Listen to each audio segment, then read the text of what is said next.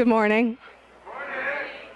I had a moment of sheer panic this morning because I had written my speech on my tablet, and I had the bright idea that I didn't want to bring my big tablet up here, so I was sending myself an email. In the email, it corrupted the file, and it never made it to my phone. So I've been frantically typing my speech all over again. And Ed said to me, "It's your speech. Of course you know what it is." And he said, "Are you nervous?" I said, "I'm a speech teacher. I can't be nervous." So if you saw me typing when you were talking, I'm sorry. We don't usually let our students do that, so. Okay, my name is Valerie. This is my 4th year here. Always an exciting time to be here. I didn't tell Daniel and Roberta that I was doing a TED Talk today, so surprise. I'm sure most of you have heard the phrase, "You can't teach an old dog new tricks," right? Why is that? Well, I think there's 3 reasons. First of all, what does it mean that you can't teach an old dog new tricks? It means that it's very difficult to teach someone something that they don't think they need to know, right? Because they're comfortable, everybody brings them food and water, takes them on walks, cleans up after them, right? Kind of like what we do with our students sometimes. But maybe you felt this way in your life, that I'm an old dog and I don't know how to learn new tricks. And why is that? Well, maybe you feel you're unable to learn, or maybe our students feel that way. Maybe you feel resistant to learning, or maybe you feel that there's not a need to learn. Well, I'm here to tell you today, because I'm living proof of it, that you can teach old dogs new tricks, and that lifelong learning is a very important concept, especially in our world today that's changing so quickly. We need to be current, we need to be up to date. And I just want to tell you a few stories from my life. First of all, one of the reasons that we don't want to learn sometimes is that we feel unable to learn. I always get the question, why are you here in Brazil? Most people want to leave Brazil and go to the States, and you are here. Well, I came to Brazil 16 years ago this month with my family, my husband, and my 3 children, who at the time were 9, 6, and 2. We came as missionaries. And 2 years before that, in 1998, I took a language aptitude test and was told, "You do not have the gift to learn another language." And I was very discouraged about that because I was the only one of 4 missionary couples that was coming to Brazil that didn't know how to speak Portuguese. So I had to learn Portuguese. And there were many people in Bauru that said to me, "You don't need to learn Portuguese. Everybody here knows English." And I said, if I'm going to go to another country, I am going to learn the language, I'm going to learn the culture, and I was determined. And I really believe that attitude and determination sometimes trump, oh, no pun intended, okay. Let me rephrase that. I believe that determination and attitude are more important than ability. So for 10 months, 4 hours a day, I studied Portuguese. And when I first came to Brazil, I was dependent upon my husband and my children. My children went directly into Brazilian school. My oldest son was fluent in Portuguese in 6 weeks. I think he took all of my language learning ability. My middle son was fluent in 6 months.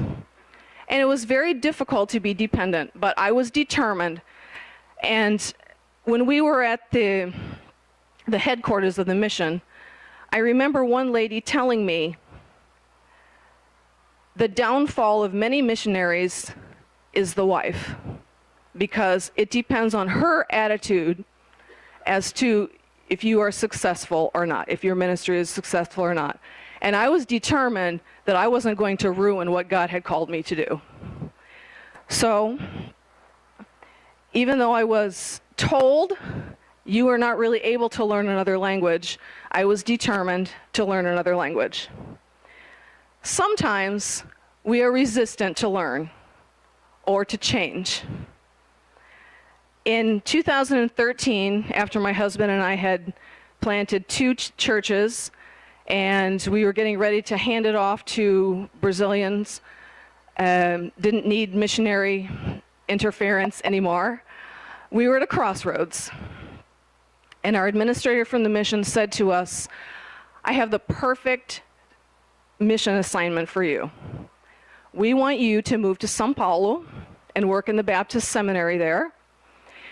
Dave, my husband, would be in charge of theology training and technology, and I would have been in charge of the music ministry and English. My husband looked at me and he said, we are almost 50 years old. I am not interested in starting my life over in São Paulo. So he was resistant, as was I, to learn to live in São Paulo and to change. So we were at a crossroads, and we weren't really sure what to do.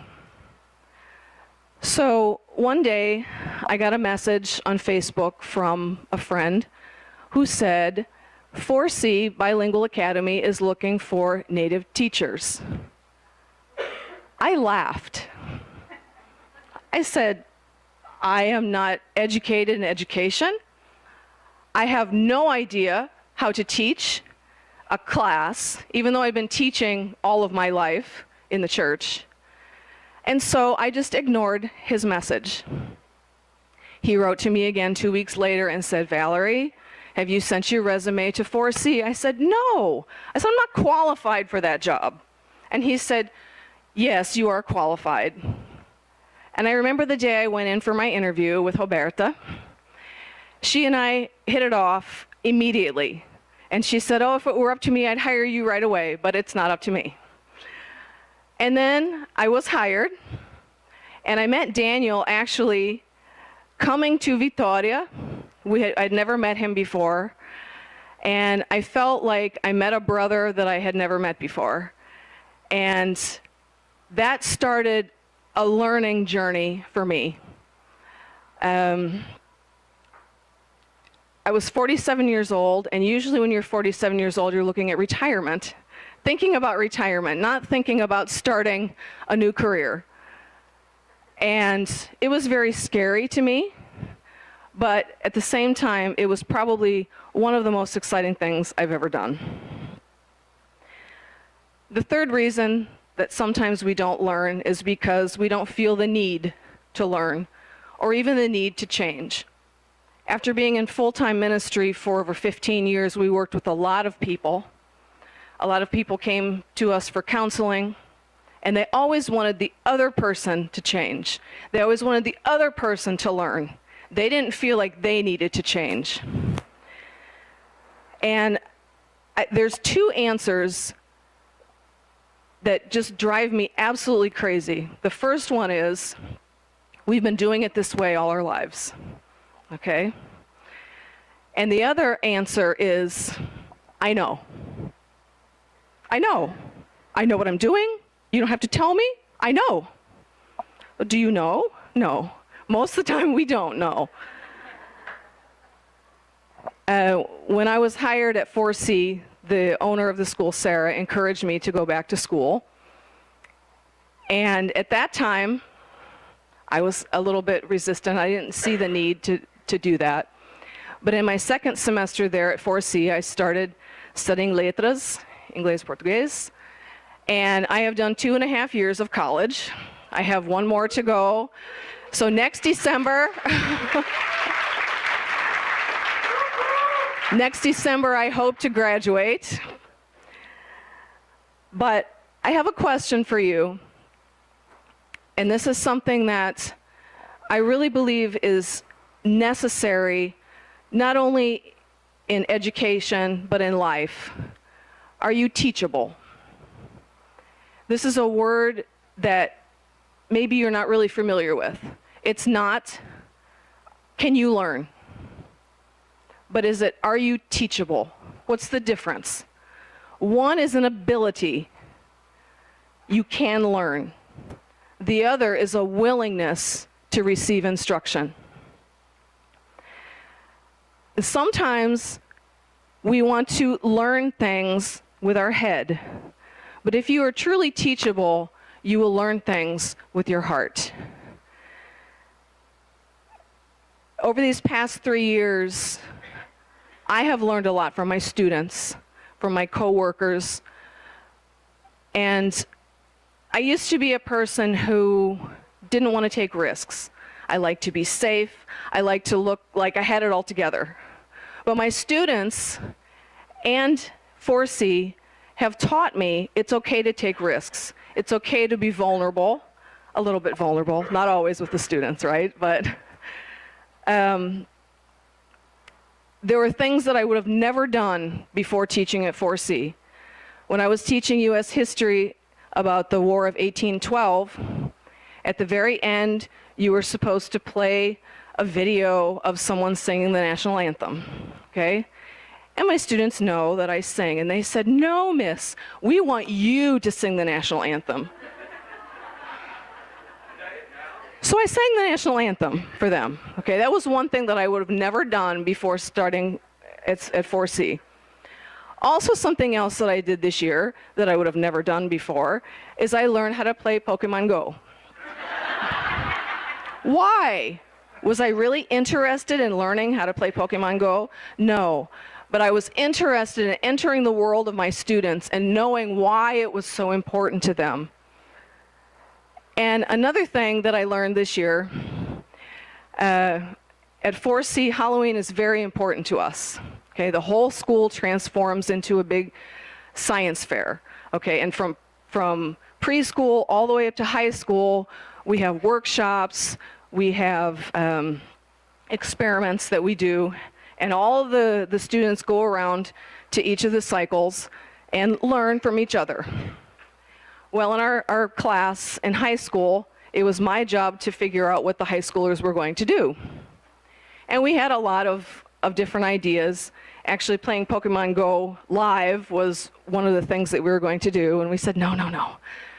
So I had a bright idea. Actually, it started as a joke. I said, let's dance Thriller. And I thought the students would be like, "Oh, that's music from the 80s. We're not gonna dance to that." I remember when the Michael Jackson Thriller album came out, I was in college, and I went to a very, very conservative Christian college, and we were not allowed to dance Thriller, okay? My students loved the idea. So for a month, we practiced Thriller, and they said to me, "You can't just teach us." I didn't know how. I didn't know how to dance Thriller, but I learned how to dance Thriller. They said, "You can't just teach us how to dance Thriller. You have to dance with us." So I danced Thriller with my students. And I have to tell you, I didn't put this on my star, but this was one of my high points of this year. It was so much fun. Why? Because I was vulnerable. We made mistakes together, we laughed together, we got really sore together, because it's not easy, but it was really fun. So I want to challenge you not to be an intellectual snob. What does that mean? That means we can learn from anybody. Sometimes maybe people rub us the wrong way, and we think, "Oh, I want to get away from this person as quickly as I can." But you can always learn from them. You can learn from other teachers. You can learn from your students. So just remember that you can learn from everyone. As I was saying goodbye to our principal before coming here to training, I told her how grateful I was to be at 4C and to be teaching in the high school program. And I said, really, I feel like I've been reborn at 4C. After being in ministry for 15 years, I think we were kind of in a maintenance mode where things stayed the same all the time. And at 4C, things never stay the same, right? And I told her the story of how I went to 4C and how I felt very unqualified to be there because I wasn't a trained educator. And she said, Valerie, many times the pedagogy that our students need is not in books, but it's here. So I just want to challenge you to be lifelong learners, to teach from your heart. And I want to leave you with a quote by Gandhi that says, live as if you were to die tomorrow. Learn as if you were to live forever. Thank you.